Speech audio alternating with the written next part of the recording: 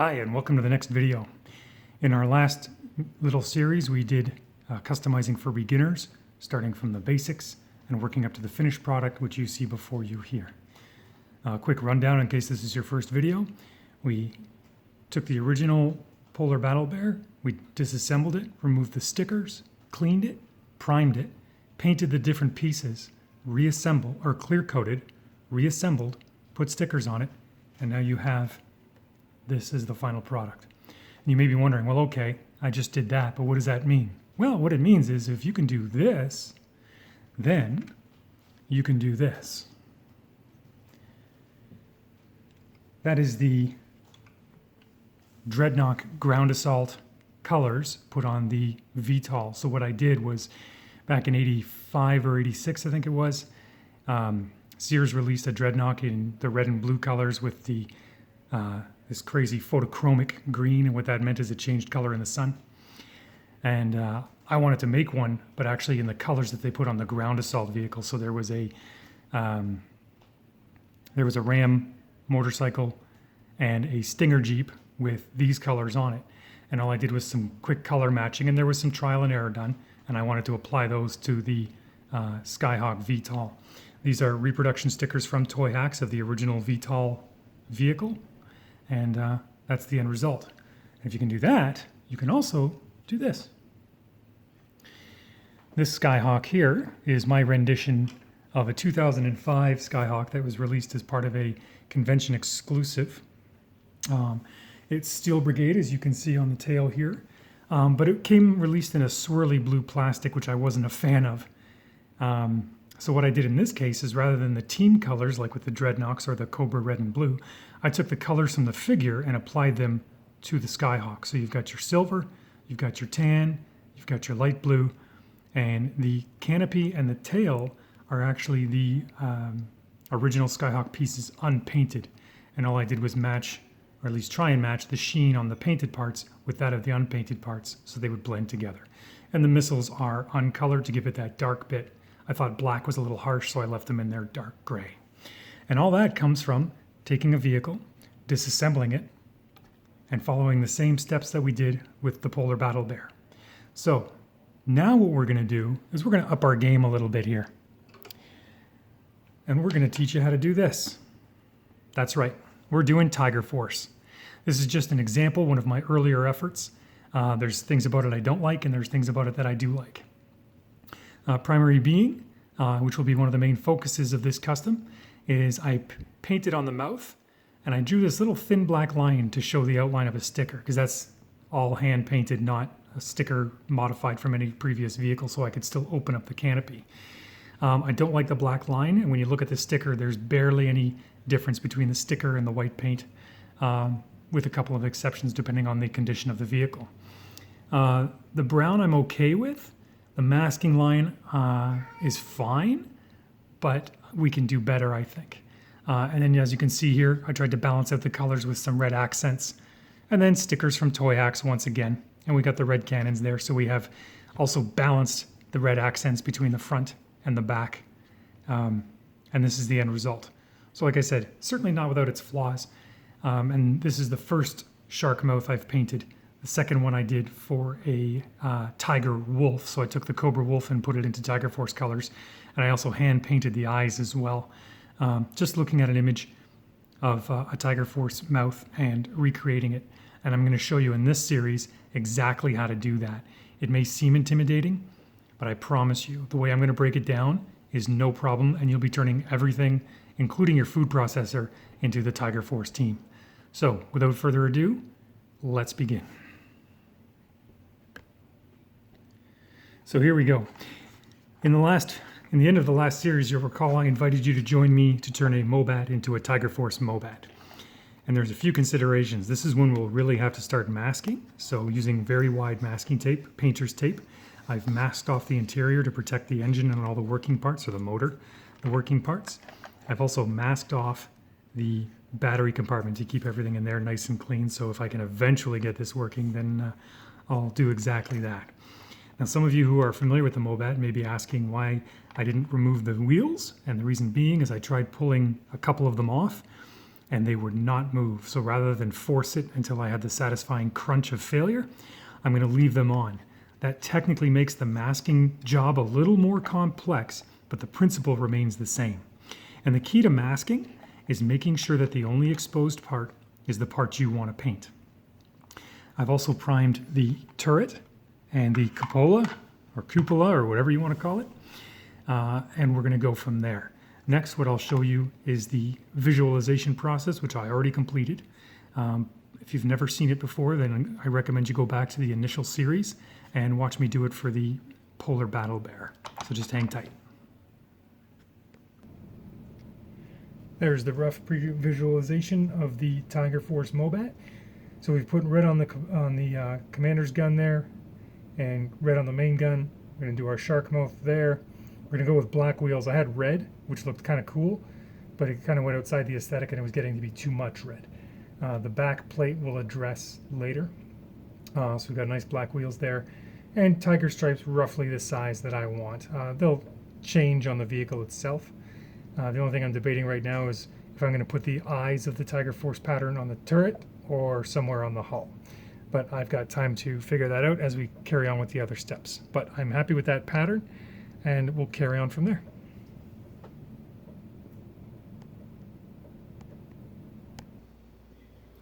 Now we're back at the hull. I've taken the liberty of skipping over a few steps in the video that you've seen before. If you really miss me singing that much, just go back and watch the first video. So I've got it primed gray, which, although I know I'm painting yellow, kind of goes against my philosophy. But I wanted you to see what I was doing with the white paint.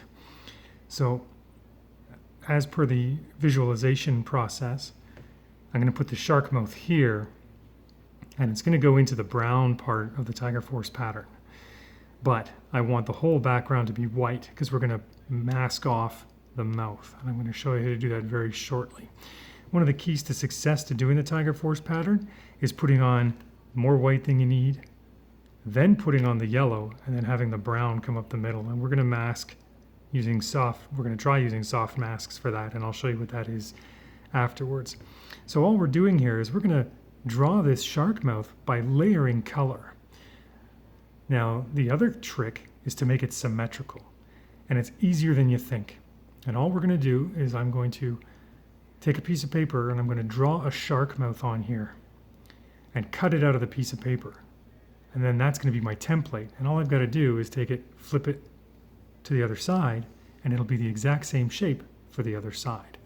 In this case, the hull is symmetrical, so I don't have to worry about any little changes to be made or what have you. So all things being equal, you'll have the same shark mouth on both sides. Now looking at how this shark mouth is exactly going to go, what I like is that the upper angle here kind of works for a shark mouth design. You know how they kind of swoop up and back and then they come down? So I'm going to use the top edge of this as the top edge. If it was pretend it was a sticker, that will be the top edge of the design. And I'm going to have the bottom edge not finish up here, because then you'll get this long, narrow shark mouth, which doesn't really fit into the aesthetic. I'm going to have the bottom of the shark mouth probably come right here. So the top of the mouth will go here, and the bottom here smiling backwards like that. And I'll use the top of the hull here as the top edge. Now that'll be nice and easy to do. And then when we come around to the front, because the teeth will be carried around, I have a nice line here. That'll be the top of the front. And then I actually painted the bottom of the hull white here, so I'm going to make this a little bit extra big. So the top teeth will be up here, and the bottom teeth will be on the lower hull. So now we're just going to do a little bit of body English here, and I'm going to get a piece of paper taped over this part of the MOBAT. So just bear with me here. And I'm using our ubiquitous painter's tape. It's very handy to have more than one thickness of it, especially for projects like this, where the key to success is masking and protecting paint that you've already laid down when you're applying the next step. So I'm going to take a piece of paper like that, and I'm just going to hold it kind of at the end there. It doesn't matter where the design goes. And there we go. I'm just going to push the tape down on the back of the hull. It's just painter's tape, and that's just primer, so we're good. So in this case, given the lighting in the room, you can actually still see the outline of the hull. If you couldn't, then all you would do is take your writing utensil and you would just sketch lightly along that. And of course I failed to test my pen, so give me 1 second here. Okay, there we go. So you can see the outline there. So all I'm going to do is landmark where that angle is, which is right there. And that first line in the armor, which was right there. You don't have to be super, super exact with this. But you want to be as accurate as you can. There's the front of the hull. There's the angle downwards. That little bump or cutout, whatever your pleasure is.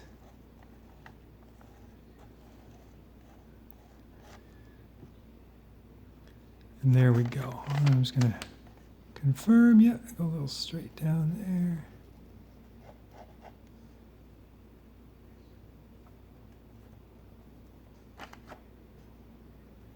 And we're just sketching. We're just sketching. Okay. So there's your rough outline of the hull of the tank, and you can see it because I've used light yellow paper. You can see the shadow of the hull behind it. So now we've reproduced our hull color, or our hull shape, excuse me. So we're just gonna remove that. And now I'm gonna sketch my shark mouth on here. Now for those of you saying I can't draw, well, that's not exactly true. You can draw, you just don't think you can. So what I'm gonna do is I'm gonna take a box here. We're gonna do a couple of practice runs over here on this side. So you say to yourself, well, I can't draw a whole shark mouth. Well, if this was our shape here, all a shark mouth is an upper line and a lower line in its most fundamental form. And that's it. Curved line for the top, and then it meets down at the bottom. And you see we stopped where we wanted to stop. And what about the teeth? Well, those are just triangles. And you can connect them. You can make them as pointy as you want. What I've found is a good practice is to have them alternating. So if this mouth were to close in our imaginary world here, the teeth wouldn't tap each other on the pointy parts. And there would be your shark mouth right there. The other design aspect to remember is that there's a tongue. So we're going to take a little line and just draw it through like that, just from the back, whether it's the tongue or the gums, whatever, it doesn't matter. And this will be black, this part in here will be red, and the teeth will be white. So you can draw a shark mouth, no problem. There's your smile. There's all your teeth, just like that. So try that a few times if you're a little nervous. I'm doing this in pen, which is no problem because I'm relatively used to sketching. But if you wanted to do it in pencil, then by all means, it's your choice. So back to the hull here. What I'm looking at is I want a nice, good shark mouth. So I'm just going to straighten out a few lines here now that my sketch is off the tank. And that should be roughly about that. And that's cool. So now with my shark mouth, we talked about it. And it's going to end probably, yeah, it's going to end up here on that top corner. And I'm going to sketch it back to about there. So pick a point where the tip of the shark mouth is going to be and use that as your reference. And then you're going to just draw a nice low swooping, actually no, well, let's do a low sweep. Let's do the bottom row first here. And we'll have it come down to about there. There's your nice row. And I wanted to use the top of that as the top of the mouth. So I'm going to use that edge, that top edge. There we go. Just like that. So now I've got my shark mouth. Now let's get some teeth on there. There's one, 2, 3. I don't think you need me to count all the teeth, but we can't help it. Maybe one there. And we'll go here, and there, and there, and there, there. And actually, we're not going to put a tooth there because that's going to be all just blank spot. The reason why is the shark's mouth is going to wrap around the front of the hull. So forget I drew that little squiggly squiggle there. And we'll put in our tongue line. And there you go. There's your shark mouth template. Now we're not just going to leave it like that. We want the template to have a little bit of an edge to it, so that way we capture the whole design. And in this case, I'm going to just extend it out a little bit like that. Okay, this will make sense later. We're going to cut and trim this down. This just gives you that extra bit to wrap around, almost like a frame in a picture. We need to frame the stencil. So that's what we've done right there. So now I'm just going to cut this out very carefully, and I'll show you exactly what I mean. So just hang on.